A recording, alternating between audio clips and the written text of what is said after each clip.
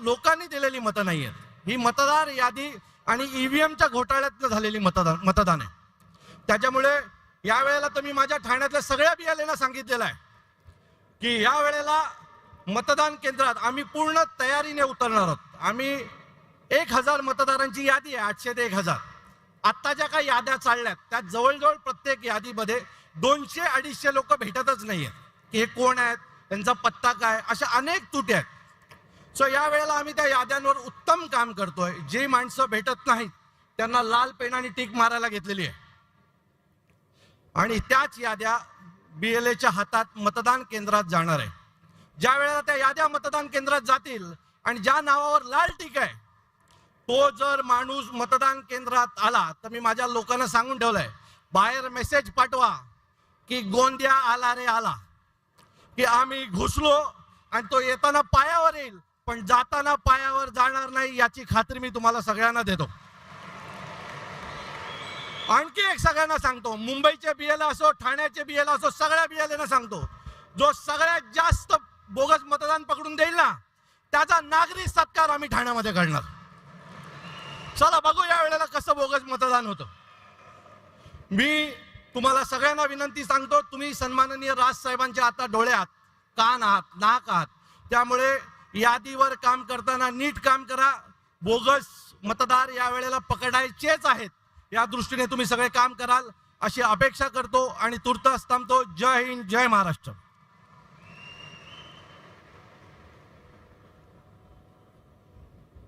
धन्यवाद अविनाशजी. यानंतर महाराष्ट्र नवनिर्माण सेनेचे नेते माजी आमदार सन्माननीय राजूजी पाटील यांना मी विनंती करेन की त्यांनी व्यासपीठावर संबोधावे.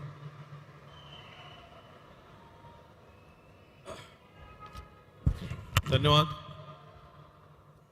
सन्माननीय राज साहेबांना वंदन करतो.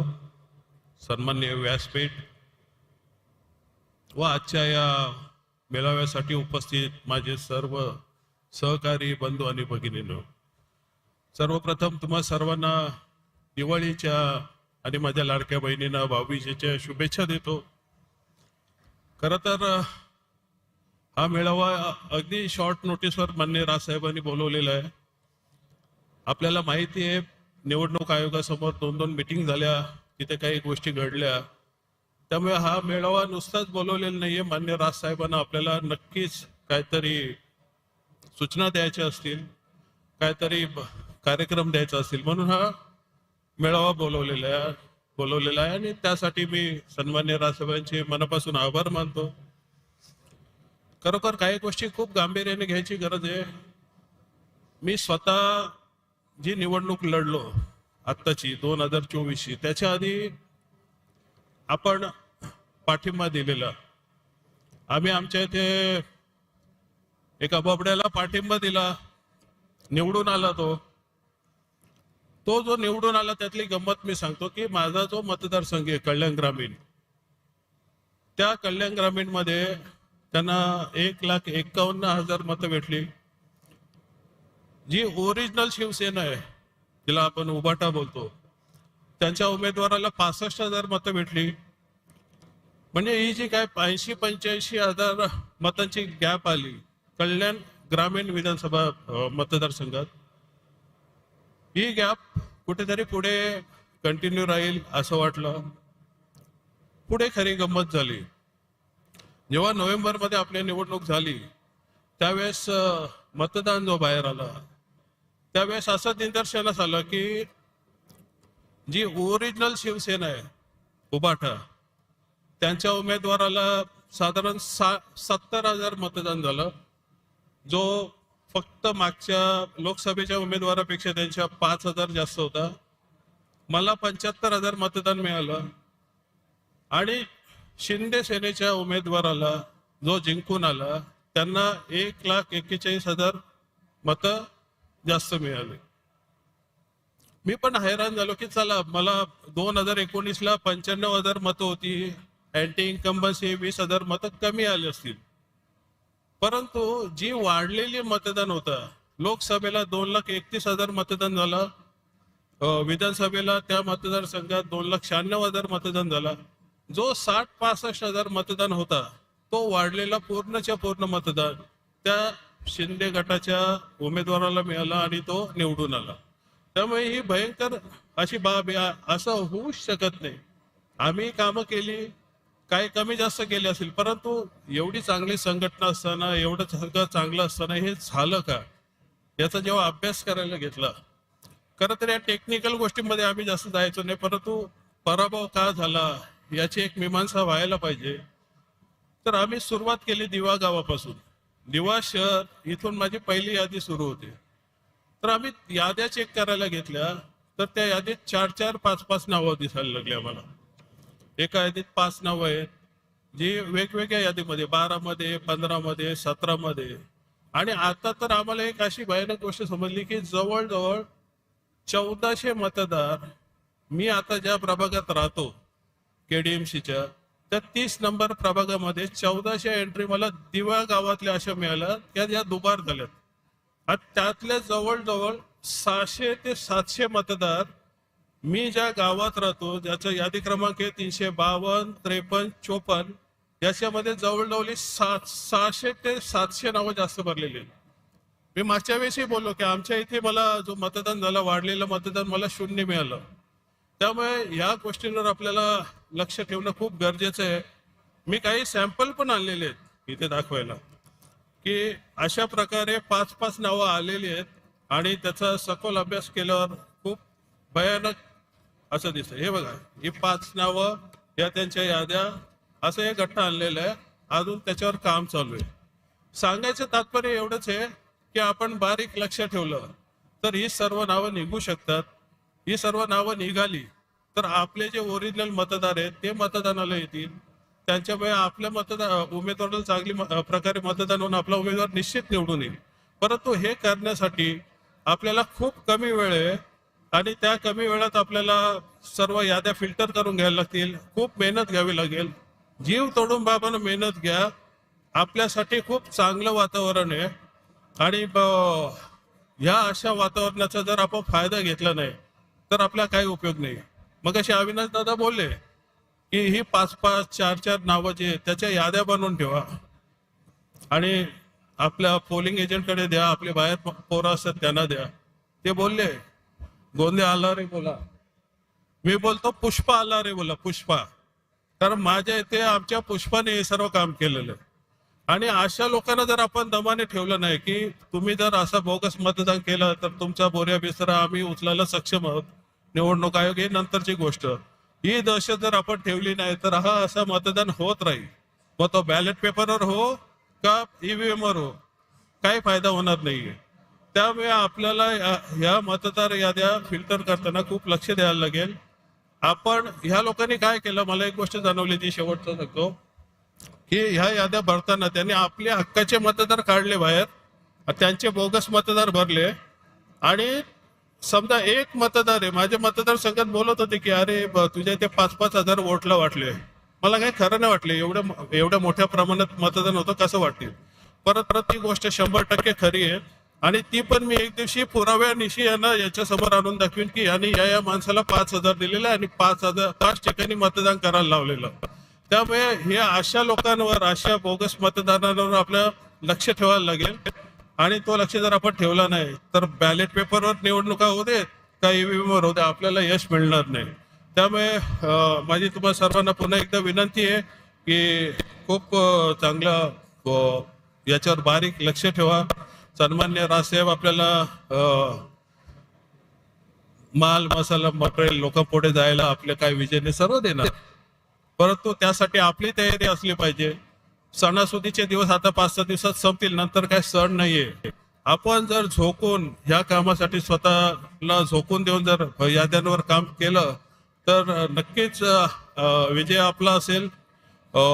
जे मी भोगलंय ते तुमच्या कोणाच्या वाट्याला येऊ नये हे जर तुम्हाला वाटत असेल तर ही निवडणूक खूप सिरियसली घ्या.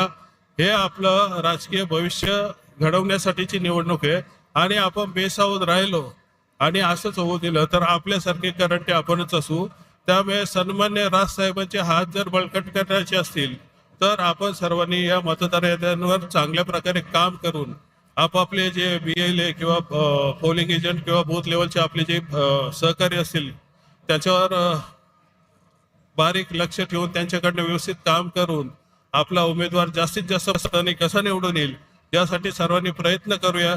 पुन्हा एकदा आपणा सर्वांना दीपावलीच्या शुभेच्छा देतो. माननीय नांदगावकर साहेबांनी काल फोन करून सांगितलं राजू तुला भाषण करायचे, टेक्निकल गोष्टी मला कमी जमतात, तरी मी माझ्या परीने मला जो अनुभव आला तो तुम्हाला सांगितला. नक्कीच याच्यातनं काहीतरी बोध घ्याल वर पुढे पक्षासाठी त्याला काहीतरी उपयोग होईल अशी आशा अपेक्षा बाळगतो आणि माझे 2 शब्द संपवतो. जय हिंद, जय महाराष्ट्र. धन्यवाद राजूजी.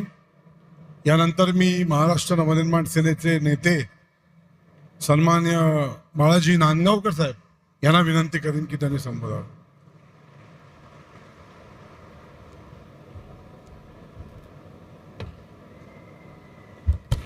छत्रपती शिवाजी महाराज, परमपूज्य डॉक्टर बाबासाहेब आंबेडकर, सावित्रीबाई फुले, थोर समाज सुधारक प्रबोधनकार ठाकरे यांना अभिवादन करतो. व्यासपीठावरील माझे सगळेच सहकारी भगिनी बांधव, पत्रकार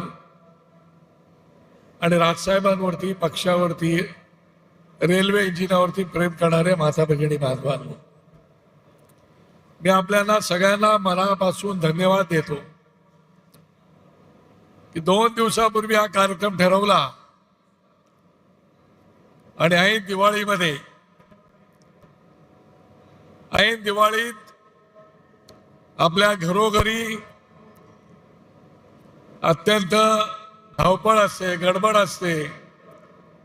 मग ते फराळाची गडबड असते, खरेदीची गडबड असते, फराळ वाटपाची गडबड असते. असं असताना सुद्धा या धामधुमीमध्ये 2 दिवसाची सूचना दिल्यानंतर सुद्धा आपण एवढ्या बहुसंख्येने या ठिकाणी आलात त्याबद्दल मी आपल्याला मनापासून धन्यवाद देतो. इंद्रजिनी जंब पर वादवसु अंब पर रावण स रंब पर रघुकुल राज है. राजसाहेब ठाकरे मौन बारी बाह पर संबुरती नाह पर जो सहस बाह पर राम द्विजराज है.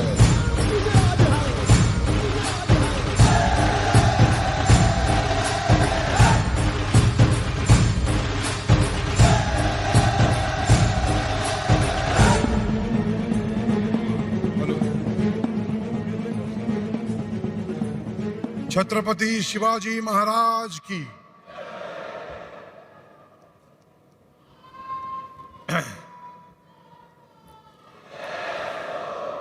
साहेबांचं आगमन झालेलं आहे आणि तुम्हाला कल्पना आहे की साहेबांच्या तुमच्यामध्ये मी काही फार वेळ राहणार नाही.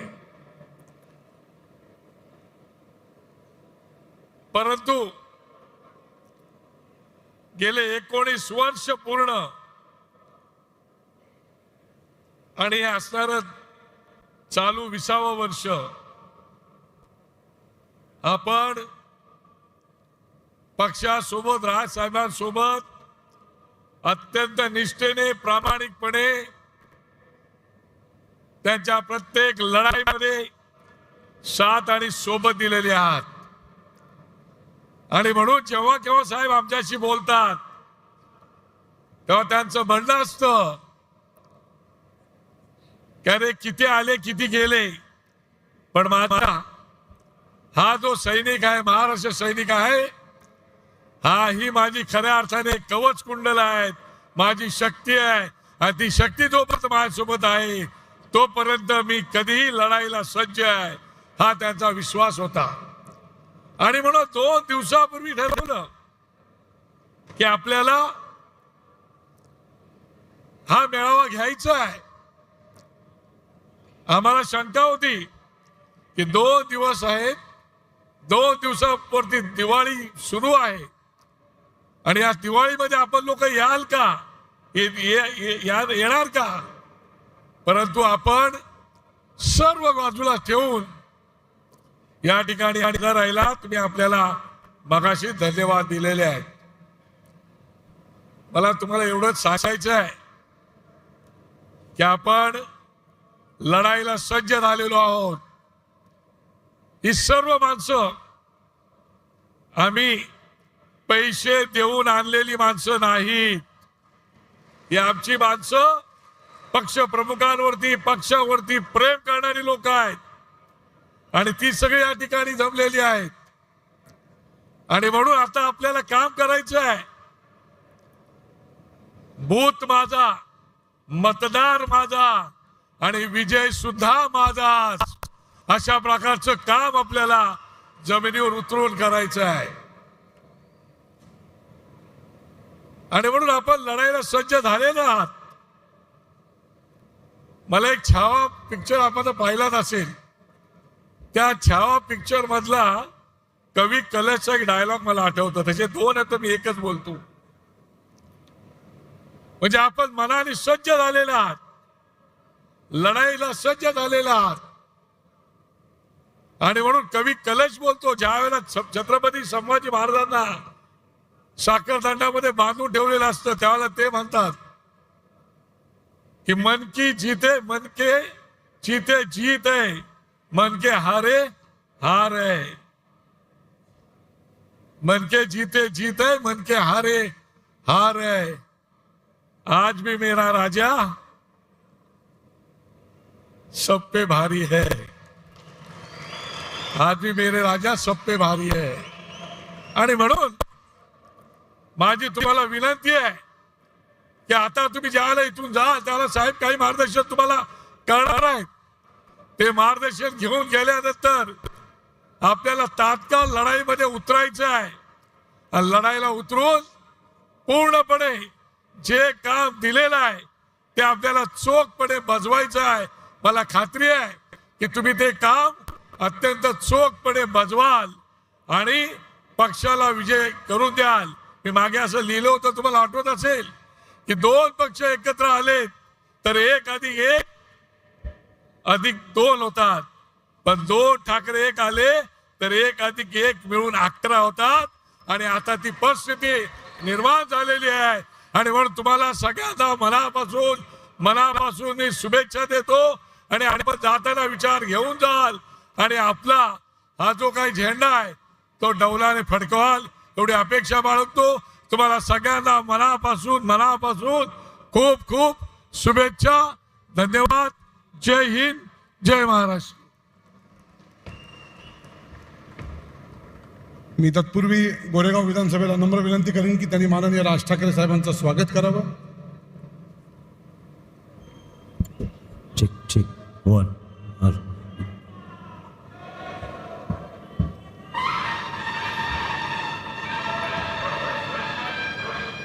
महाराष्ट्र नवनिर्माण सेनेचा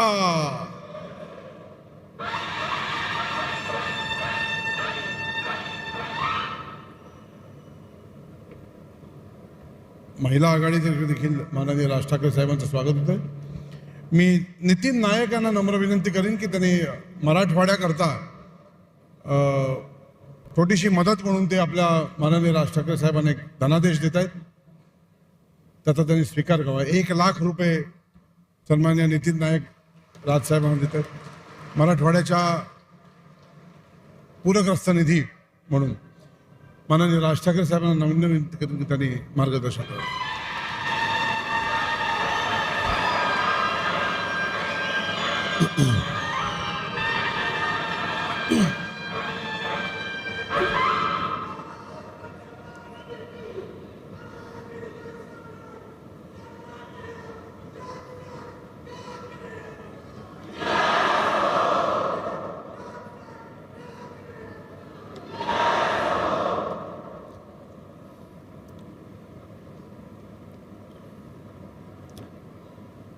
जमलेल्या माझ्या सर्व पदाधिकारी बांधवांनो आणि भगिनींनो,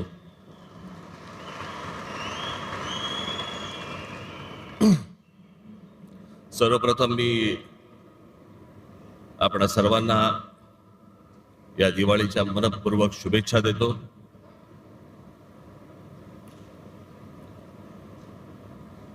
बरोबर दिवाळीच्या जरा मध्यात, आज तसं काही नव्हतं, त्याच्यामुळे आज हा मेळावा इथे घेण्यात आला.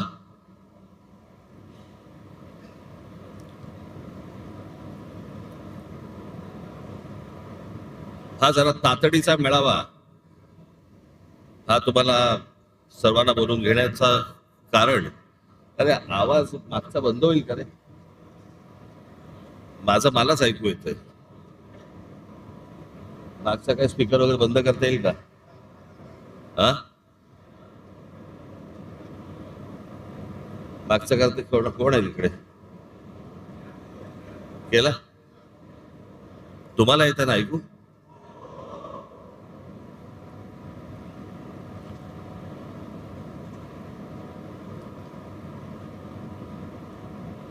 या वेळेची जरा जेव्हा लागेल तेव्हा आणि जेव्हा आपण ठरवू तेव्हा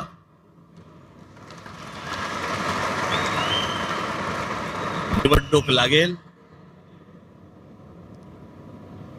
ज्या प्रकारचा सगळा गोंधळ सुरू आहे मतदार याद्यांमध्ये, हा आत्ताचा नाहीये, हा गेल्या काही वर्षांचा आहे.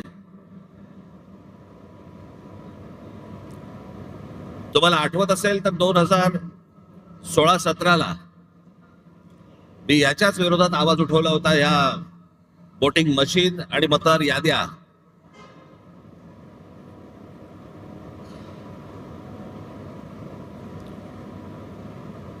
त्यावेळेला आपल्या MIG क्लब मध्ये तिकडे पत्रकार परिषद पण झाली होती, सगळ्या पक्षाचे सगळे लोक पण तिकडे आले होते. पण त्यातल्या अनेकांना मी काय बोलतोय याचं गांभीर्यच नाही समजलं. आणि मग ज्या वेळेला प्रत्येकाच्या दरवाजावरती टकटक व्हायला लागली,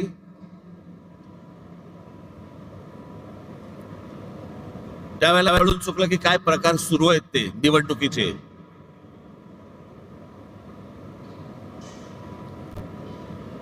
आताही बघा, गेली विधानसभा झाली, 232 आमदार निवडून आले. 232.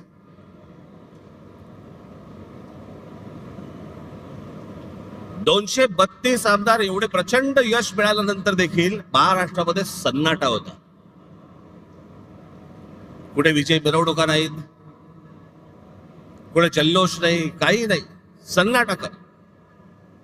म्हणजे मतदार तर अवाक झालेच होते, निवडून आलेले पण अवाक झाले होते. निवडून आलेल्या लोकांनाही समजेना कसा निवडून आलो.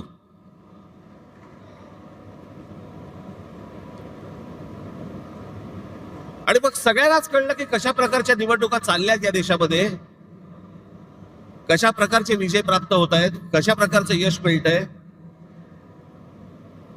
अनेक लोक म्हणतात की राज ठाकरेंच्या सभेला गर्दी होते पण ते मतामध्ये येत नाही. हे असं केलं तर कसं येईल ते मतामध्ये? आणि तेच चालू आहे.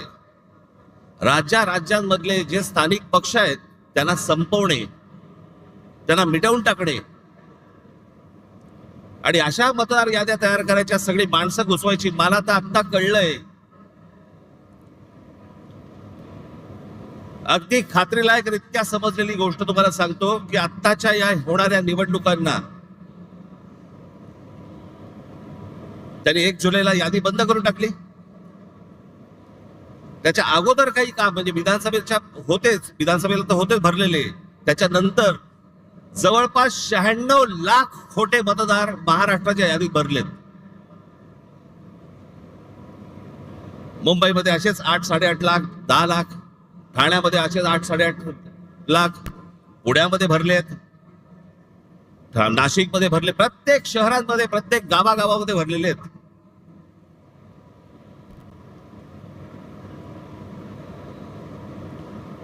अशा निवडणुका होणार आपल्या देशात. मग कशासाठी प्रचार करायचा, कशासाठी उमेदवार भरायच्या, कशासाठी निवडणुका लढायच्या, कशासाठी पैसे खर्च करायचे, कशासाठी मतदारांनी रांगेमध्ये उभं राहायचं आणि मतदान करायचं. अशा प्रकारच्या निवडणुका जर होत असतील तर हा संपूर्णपणे या महाराष्ट्रातल्या आणि देशातल्या मतदारांचा अपमान आहे.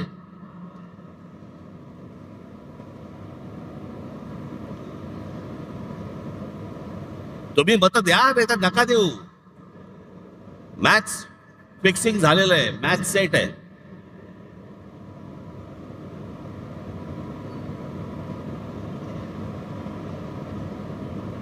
अशा महाराष्ट्रामध्ये निवडणुका होणार. हे कोणत्या प्रकारचं षडयंत्र, ही कोणत्या प्रकारची लोकशाही आहे? आणि नंतर सांगायचं नाही नाही ह्यांचा एकही आमदार निवडून नाही आला, ह्यांचा एकही खासदार निवडून नाही आला. अरे येईल कसा?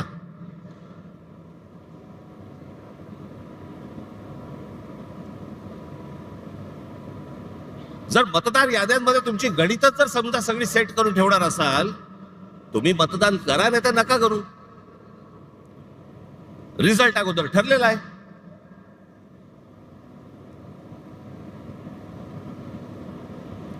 आणि आम्ही जे निवडणूक आयोगावरती बोलतोय, निवडणूक आयोगाला ह्या याद्या सुधारा म्हणून सांगतोय,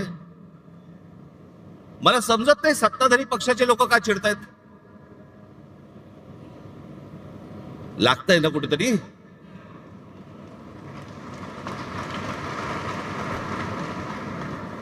आम्ही निवडणूक आयोगाला प्रश्न विचारले की सत्ताधारी उत्तर देतात. तुम्हाला कोणी विचारलं?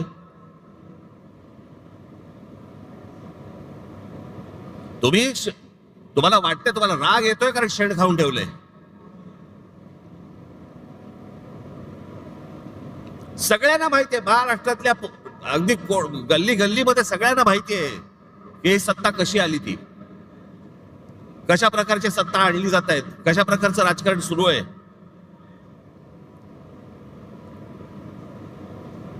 बरं, हीच माणसं ज्यावेळेला विरोधी पक्षामध्ये होती त्यावेळेला आता जे मी बोलतोय तेच गोष्ट बोलत होते. सत्तेमध्ये ज्यावेळेला वेगळे असतात आणि ही आता सत्तेतले ज्यावेळेला विरोधी पक्षामध्ये होते त्यावेळेला काय बोलले? माझ्याकडे एक नरेंद्र मोदींचं माझ्याकडे एक भाषण आहे आसाम मधलं, त्या भाषणाची शेवटची जी 10 सेकंद 15 सेकंद आहेत ना, ते नीट ऐका. लावा. मैं आज सार्वजनिक रूप से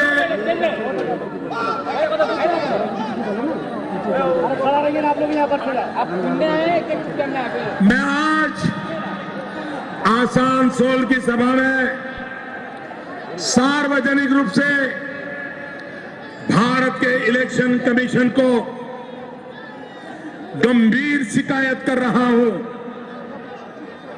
और मैं चाहूंगा अगर इलेक्शन कमीशन एक एम्पायर के नाते निष्पक्ष भाव से आने वाले 2 दौर के चुनाव कराने की हिम्मत रखता है तो मेरी बात को इलेक्शन कमीशन ध्यान से सुने.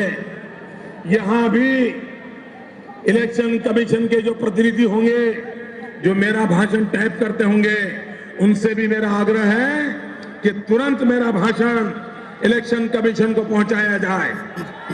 इलेक्शन कमीशन अगर गुजरात में शांति से चुनाव होता है वो कोई इलेक्शन कमीशन की क्रेडिट में नहीं जाता है. अगर महाराष्ट्र में गुजरात शांति से चुनाव होता है क्रेडिट इलेक्शन कमीशन को नहीं जाती है. अगर शांति से चुनाव पूर्वी उत्तर प्रदेश में होते हैं, बिहार में होते हैं, बंगाल में होते हैं, कोई रिगिंग नहीं होता, कोई शिकायत नहीं होती, कोई हिंसा नहीं होती, तभी क्रेडिट इलेक्शन कमीशन को जाता है. और मैं गंभीर आरोप लगा रहा हूं, आप इन इलाकों के इलेक्शन में रिगिंग रोकने में विफल गए हैं, हिंसा रोकने में विफल गए हो, झूठे मुकदमे हमारे बाबुल पे लगाए जा रहे हैं. इलेक्शन कमीशन का काम है नागरिकों को प्रोटेक्ट करना. आप अपनी जिम्मेवारी को सही ढंग से निभाएं, इसके लिए मैं आग्रह करता हूं. मैंने उत्तर प्रदेश में भी कहा था, कुछ सीटों के मैंने नाम कहे थे और मैंने कहा था वहां लूट चलने वाली है और इलेक्शन कमीशन कुछ नहीं कर पाया. आज मैं दोबारा कह रहा हूं, इन इलाकों में, बंगाल में, बिहार में, पूर्वी उत्तर प्रदेश में यही होने वाला है। क्या इलेक्शन की जिम्मेवारी नहीं है कि शांतिपूर्ण चुनाव हो, रिगिंग ना हो, मारकाट ना हो? इतना सारा खर्चा हो रहा है, पूरा देश का मशीन आपके हाथ में है, प्रधानमंत्री से भी आपके पास इतने ज्यादा हक है, तो आप करते क्यों नहीं हो? क्या इरादा है आपका?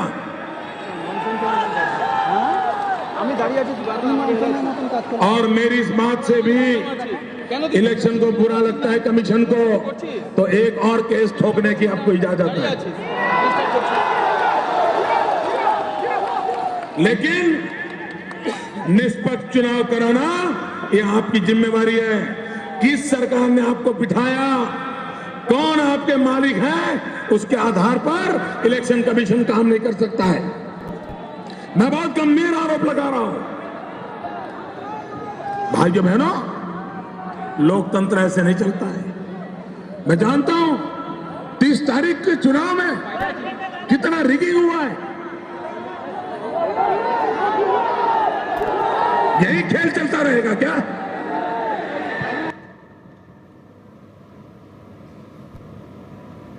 मी काय वेगळं बोलतोय? त्यावेळेला ते गुजरातचे मुख्यमंत्री होते, त्यावेळेस त्यांचं भाषण आहे.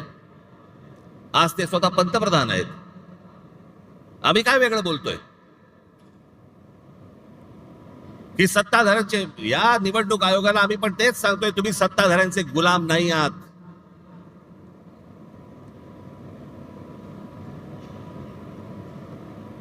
नरेंद्र मोदीजी त्यावेळेला म्हणत होते की तुम्ही सत्ताधाऱ्यांचे गुलाम नाही आहात. आम्ही आज तेच म्हणतोय.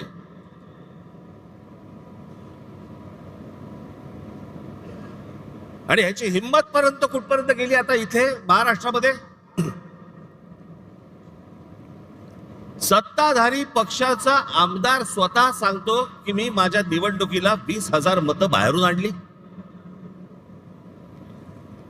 जाहीररित्या भाषणामध्ये बोलतो.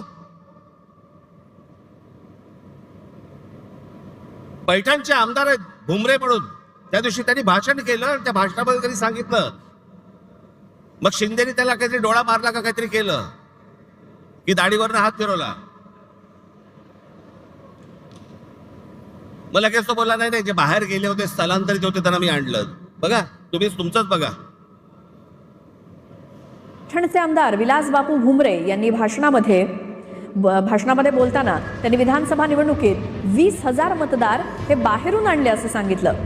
मात्र शिंदे यांनी इशारा करताच विलास भुमरेंनी सारवासारव केली.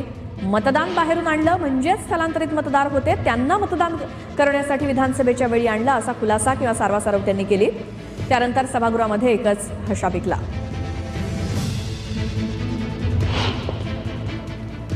विधानसभेच्या निवडणुकीमध्ये जवळपास 20,000 मतदान हे निवडणुकी टायमार मी बाहेरून साहेब 20,000 मतदान आणलं आणि त्या निवडणुकीत मला त्या मतदानाचा 100% फायदा आला. 10 जणांना तिकीट मिळणार नाही. सर्वजण त्या पदाचे उमेदवाराचे कॅपेबल असतात. बाहेर होतो त्यांना.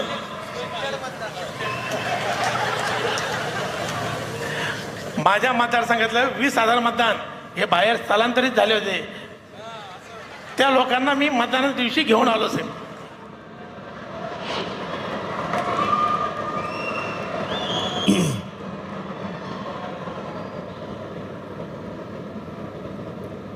बेधडक सत्ताधारी पक्षातले आमदार तुमच्या नाकावर टेचून बोलतायत.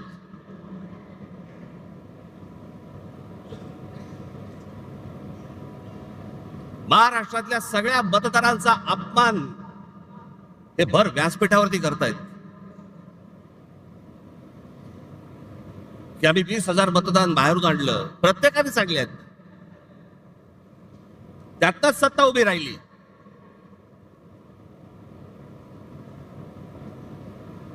ही त्यांचीच माणसं बोलतायत.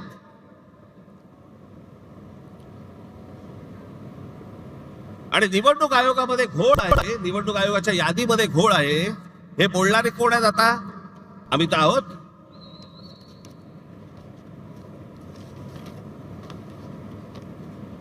मी अजून 3 व्हिडिओ आणलेत. एक आहे सतीश चव्हाण, अजित पवार गट. दुसरे आहेत संजय गायकवाड, एकनाथ शिंदे गट. आणि तिसरे आहेत मंदा म्हात्रे, हे भाजपचे आहेत. हे तिघेही आमदार आहेत, तिघेही आमदार आहेत. हे तिघेही काय बोलतात ते ऐका.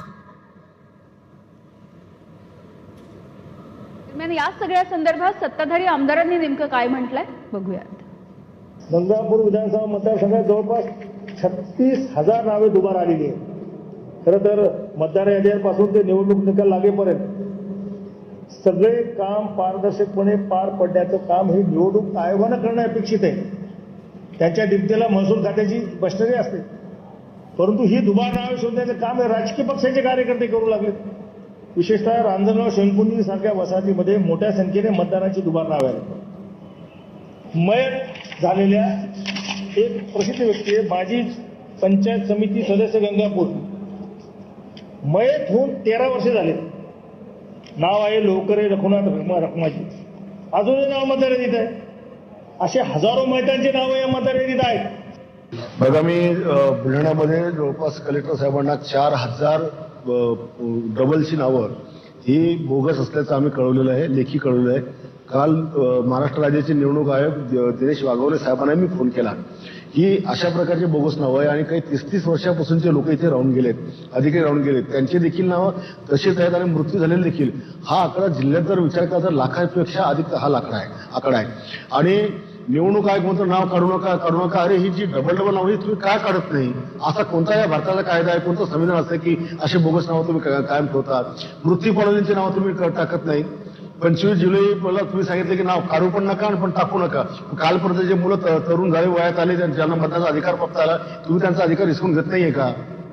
गेले 15-20 वर्ष जवळजवळ मी सातत्याने ही दुबार नावं असतील किंवा बोगस नावं असतील यासाठी मी कलेक्टर असतील, निवडणूक अधिकारी असतील यांच्याकडे प्रयत्न करत होते. ही ठराविक लोक असतात, ही पैसे घेऊन नोंदणी तर करतात आणि लोक इकडनं तिकडनं गावाकडनं आणून सकाळ सकाळ ते मतदान करूनही ते जातात. त्यामुळे उमेदवाराला त्याचा फटका बसू शकतो.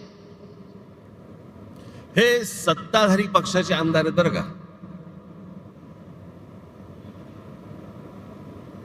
आणि सत्ताधारी पक्षाचे आमदार असून देखील हे सांगतायत की बोगस मतदार भरलेले आहेत याद्यांमध्ये.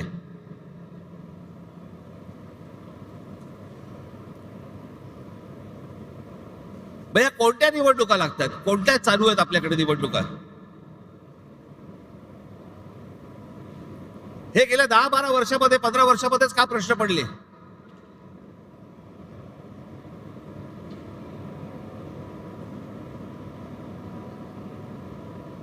जी लोक आपले भाबडेपणाने मतदान करतायत, सकाळपासून उन्हातानामध्ये रांगेमध्ये उभे राहत आहेत, त्यांच्या मताला जर काही किंमत नसेल आणि अशाच प्रकारे जर समजा तुम्हाला आकडेवारी जुळवून जर समजा सत्ता मिळवायची असेल, कशासाठी निवडणुका करायच्यात?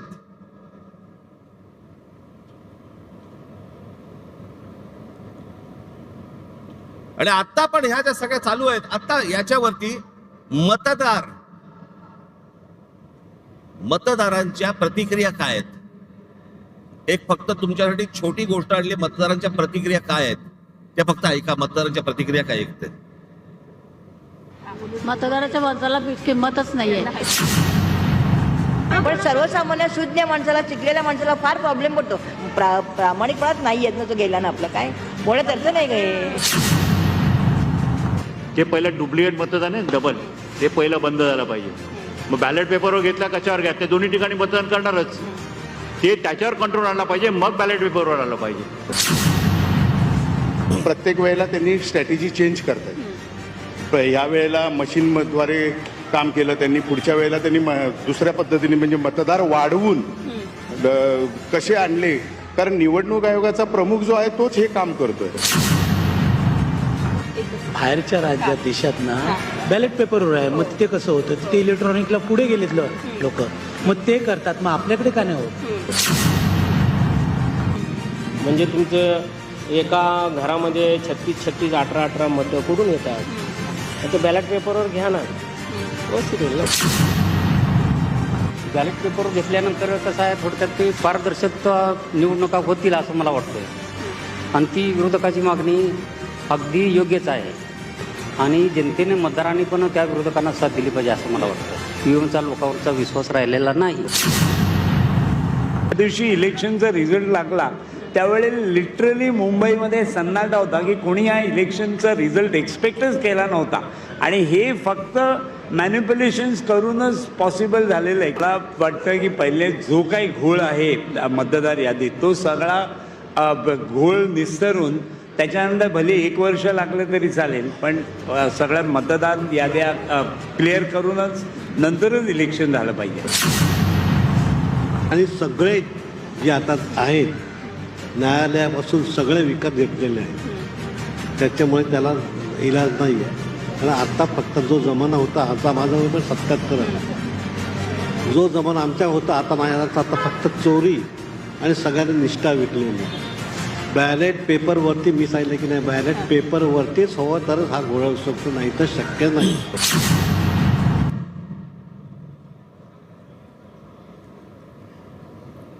या मतदारांच्या प्रतिक्रिया आहेत. हे सगळं कशासाठी सुरू आहे? केंद्रातही आम्हीच पाहिजे, राज्यातही आम्हीच पाहिजे, महानगरपालिकेतही आम्हीच पाहिजे, जिल्हा परिषदमध्ये आम्हीच पाहिजे. हा संपूर्ण महाराष्ट्र, ही महाराष्ट्रामधली सगळी शहरं ही अदानी अंबानीला आंदण म्हणून द्यायची आहेत.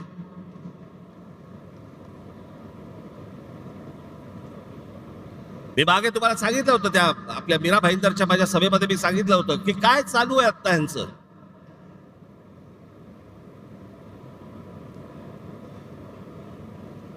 ठाणे जिल्हा हातामध्ये आल्याशिवाय मुंबईला हात घालता येणार नाही, म्हणून तिकडनं सगळी सुरुवात चालू आहे. ती पालघर पासून सगळी सुरू आहे. तिथे ज्या इमारती उभ्या राहत आहेत त्या इमारतीमध्ये लोक कोण राहत आहेत ते बघा, सगळे गुजरातमध्ये येत आहेत. मी मागे जो विरोध केला होता त्या बुलेट ट्रेनला, तो याचसाठी, तो पट्टा बघा अख्खा, तो भौगोलिक पट्टा बघा तुम्ही. आता तिकडे वाढवण बंदर येत आहे, तिकडे आता विमानतळ येत आहे. इथे एक विमानतळ आता नवीन आलं, आता वाढवणला तिकडे करतायत एक विमानतळ. कोणासाठी, कशासाठी? मला यांचा कळलेला जो प्लान आहे ना, आज हे 100% सगळे सांगणार आहेत नाही म्हणून, असं होणार नाही, आम्ही होऊ देणार नाही, करणार नाही वगैरे सगळे सत्ताधारी सांगतील, पण याचा प्लान काय तो लक्षात ठेवा.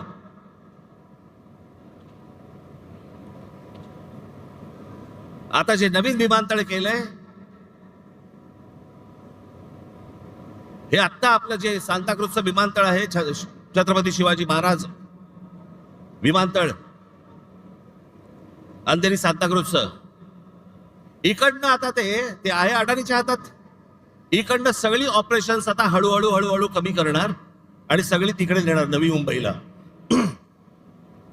इकडचा सगळा कार्गो काढणार आणि तो वाढवणला नेणार. आणि मग ती संपूर्ण जमीन अख्खी एकदा काहीतरी गुगल मॅप वरती जाऊन बघा केवढी आहे ती, आणि मग ती अदानीच्या घशात घालणार.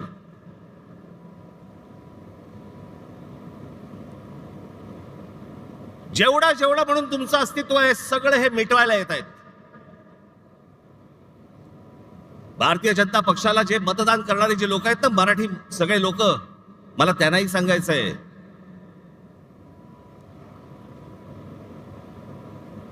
हा अदानी अंबानीचा, ह्या सर्व लोकांचा ज्यावेळेला गुजरातचा वरवंटा ज्यावेळेला महाराष्ट्रावरती फिरेल ना, त्यावेळेला ते तुम्हाला बघणार नाहीये, तुम्हाला पण त्या वरवंट्याखाली मराठी म्हणूनच घेणार.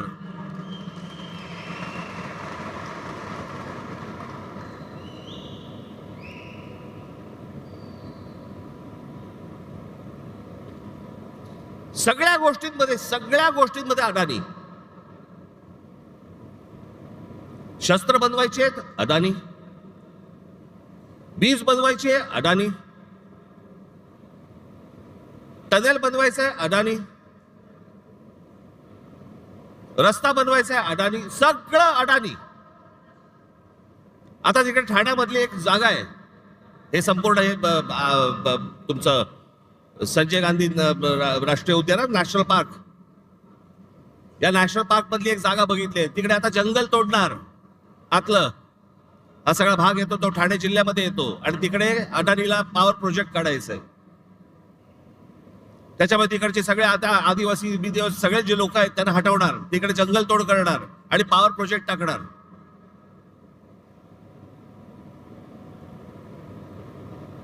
इथे पुढे ते अलिबाग, हे जे रस्ते होत आहेत ना, एवढं लक्षात ठेवा, मी प्रगतीच्या आड येणारा माणूस नाही, पण मुंबईमध्ये, ठाण्यामध्ये, महाराष्ट्रामध्ये होणारी प्रगती ही जर मराठी माणसाच्या थडग्यावरती होणार असेल, मी खपवून घेणार नाही. तुम्हाला वाटत असेल की हे सगळे रस्ते जे बांधले जात आहेत, सिलिंग पासून ते अटल सेतू पासून सगळ्या गोष्टी तुमच्यासाठी नाही येते. हे जे सगळे जमिनी घेत सुटलेत ना उद्योगपती, त्यांच्यासाठीचे रस्ते आहेत ते.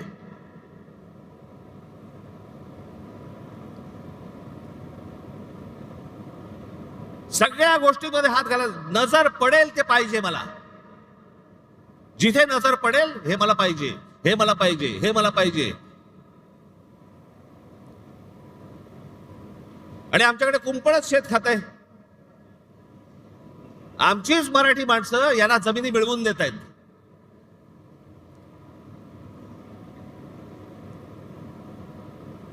आमचे मराठी माणसं काही दलाल म्हणून यांच्यासाठी कामं करतायत.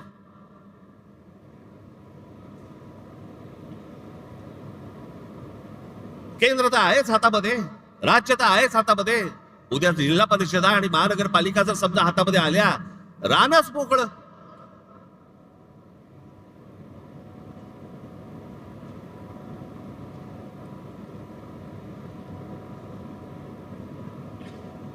हे काही सहज चालू नाहीये, हे सगळं प्लॅन आहे. हे इतक्या वर्षापूर्वीची जे सगळ्या गोष्टी आहेत ना, ज्याच्यासाठी संयुक्त महाराष्ट्राचा लढा झाला,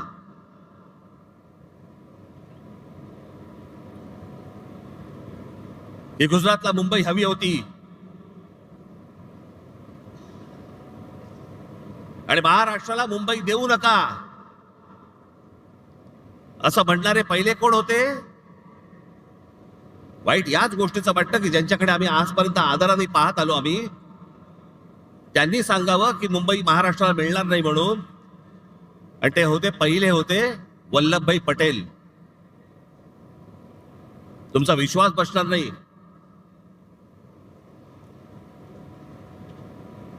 आचार्य यात्रांची पुस्तकं वाचा, मग तुम्हाला समजेल, सगळ्या गोष्टी समजतील.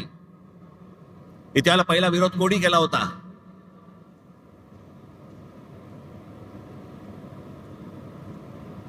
हे आत्ताच नाहीये, हे जुनं आहे.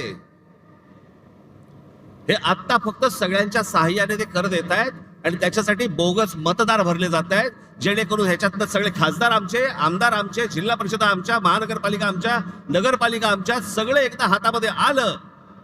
तुम्ही काय करणार आहात? नंतर काय करू शकता तुम्ही?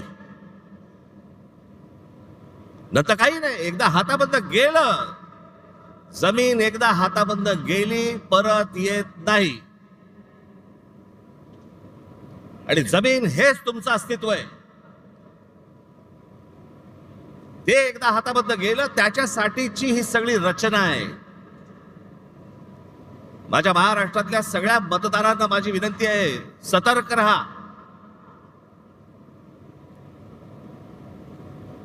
आणि म्हणून मी तुम्हाला आज सर्व यादी प्रमुखांना इथे जे मी बोलवलंय, सगळ्या गोष्टी टप्प्याटप्प्याने होणार, बरोबर होणार.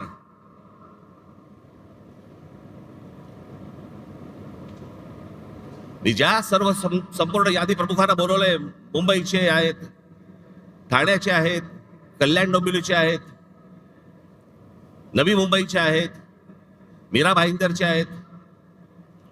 घराघरामध्ये जा.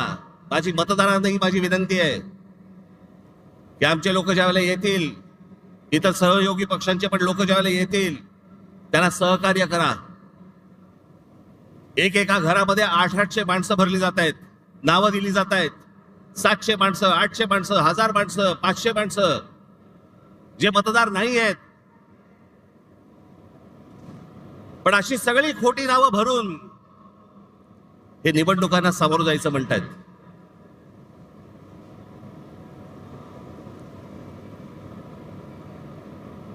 हे ज्या निवडणुका घ्यायचं म्हणतायत ना, हे जोपर्यंत ही मतदार यादी पूर्णपणे स्वच्छ होत नाही, सर्व राजकीय पक्षांचं समाधान जोपर्यंत होत नाही, तोपर्यंत या महाराष्ट्रामध्ये निवडणुका घेऊनच दाखवा.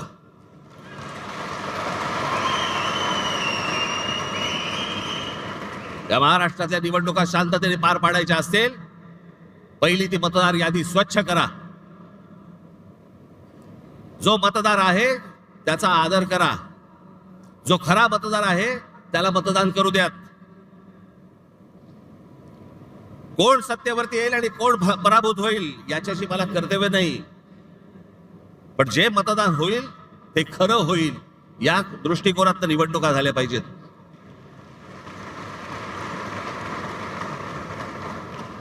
त्याच्यामुळे आता सर्व माझ्या यादी प्रमुख जे आहेत,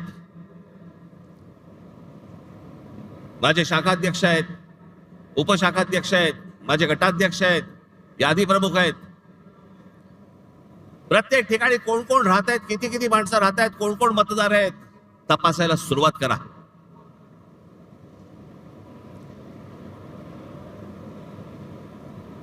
हे जे या लोकांनी शेण खाऊन ठेवलं ना, सगळ्या गोष्टी बाहेर येतील, बरोबर बाहेर येतील. येतातच आहेत, सगळेजण आणतातच आहेत. सगळ्या महाराष्ट्रभर हे सगळं सुरू झालं पाहिजे. आणि फक्त आपल्याच पक्षासाठी नाही म्हणत मी, इतर पक्षांनी देखील प्रत्येक घराघरामध्ये गेलं पाहिजे, तपासलं पाहिजे. आणि निवडणूक आयोगाला आमचं सांगणं आहे की हे जोपर्यंत स्वच्छ होत नाही तोपर्यंत निवडणुका तुम्ही घेऊ नका. महाराष्ट्रामध्ये निवडणुका घेऊ नका. आधीच 5 वर्ष झाली आहेत त्या सगळ्या निवडणुका होऊन. अजून 1 वर्ष गेलं तरी चालेल, पण निवडणुका त्याच्याशिवाय होता कामा नयेत या महाराष्ट्रात.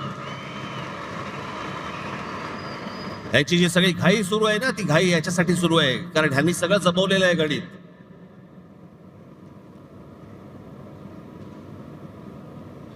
पुढे या सगळ्या गोष्टींचं पुढे कसं कसं जायचंय, कुठे कुठे जायचंय, ह्याचे प्रत्येकाचे टप्पे ठरलेले आहेत, योग्य वेळी सांगणार. पण आज 3 वाजता एक सर्वपक्षीय पत्रकार परिषद आहे, ज्याच्यामध्ये शिवसेनेचे लोक असतील, आमचे लोक असतील, राष्ट्रवादी काँग्रेसचे लोक असतील, सर्वच पक्षाचे लोक असतील. सत्ताधारी पक्षाच्या लोकांना पण यायचं असेल तर येऊ शकतात.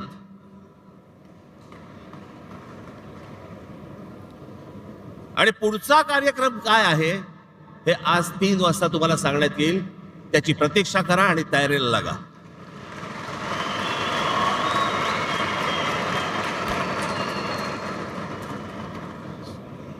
जिथे जिथे तुम्हाला शक्य होईल तिथे इथे सगळ्या गोष्टींची तयारीला लागा तुम्ही. हे तुम्हाला आज 3 वाजता तुम्हाला समजेल. ही पत्रकार परिषद होईल त्यावेळेला. पण आज तुम्ही इकडे जण आलाय, मला फक्त आपल्याला एवढंच सांगायचं आहे की कशासाठी काय चालू आहे षडयंत्र ते सर्वांनी ओळखा आणि मतदार याद्यांवरती जोरात कामाला लागा. एवढंच सांगण्यासाठी म्हणून मी आज आपल्या सर्वांसमोर मी इथे आलोय. जाताना सर्वजण नीट जा आणि घराघरापर्यंत, नागरिकांपर्यंत प्रत्येकाकडे पोचा. ज्यावेळेला जाल त्यावेळेला नम्रपणे जा, शांतपणे जा, त्यांची विचारपूस करा आणि सगळ्या गोष्टी या तुम्ही तुमच्याकडे कागदावरती लिहून काढल्या पाहिजेत. एवढंच सांगण्यासाठी म्हणून मी आज आलो. दिवाळीच्या मध्यात तुम्हाला बोलवलं त्याबद्दल दिलगिरी, परंतु आपण आलात त्याबद्दल मी आपला सर्वांचे आभार मानतो. धन्यवाद. जय हिंद, जय महाराष्ट्र.